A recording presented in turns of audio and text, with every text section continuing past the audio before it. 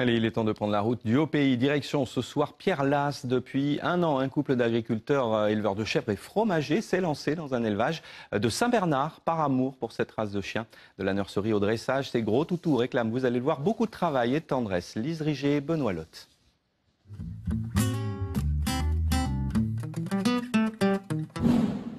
Allez filles! Un immense terrain de jeu sur les hauteurs de Pierre-Lasse. Pour les Saint-Bernard de Carole, c'est la vie rêvée au grand air à 1500 mètres d'altitude. Quoi de plus normal pour ces chiens de montagne qui ont bien besoin de se défouler. Non, non, non, non, non, non, non, non, non. Mon but c'était faire un élevage libre, c'est-à-dire pas de chenil, pas de box, pas de grillage. Comme on est agriculteur, on bosse toute la journée, ils sont entourés de nous en fait. Ils ne sont pas seuls, ils sont avec nous, ils sont heureux, ils sont dans toute la montagne infinie parce qu'il n'y a pas de clôture du tout à la ferme. Avec Heidi, Georgia, Garance ou encore Hippocrate le petit dernier, la jolie famille est au poil, bichonnée par Carole.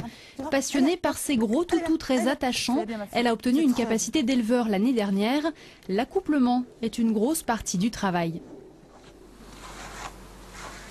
Là, je pense cette année, je pense que j'aurai 4 saillies cette année, à peu près. Enfin, ça dépend si la nature veut bien, puisque c'est les chaleurs. Donc là, on a eu une saillie il y a quelques jours avec Gaspard. Donc les bébés vont naître vers le 20 mai. Et au printemps, il reste 3 semaines à la maison. Et après, ils viendront à la Louve ici. Il y aura un jardin pour jouer jusqu'à l'âge de 2 mois, où ils partent avec leur maître. Le Saint-Bernard, une gueule qui a du chien et de l'appétit. Chacun engloutit chaque jour près d'1 kilo de nourriture. À la ferme, les solides molosses montent aussi la garde. Le loup qui rôde dans les parages n'a qu'à bien se tenir.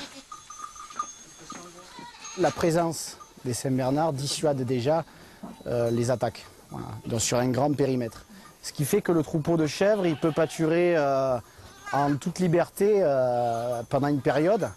Bon, on les rentre bien entendu, on les parque tous les soirs pour éviter quand même des risques d'attaque la nuit. Voilà les chèvres en sécurité.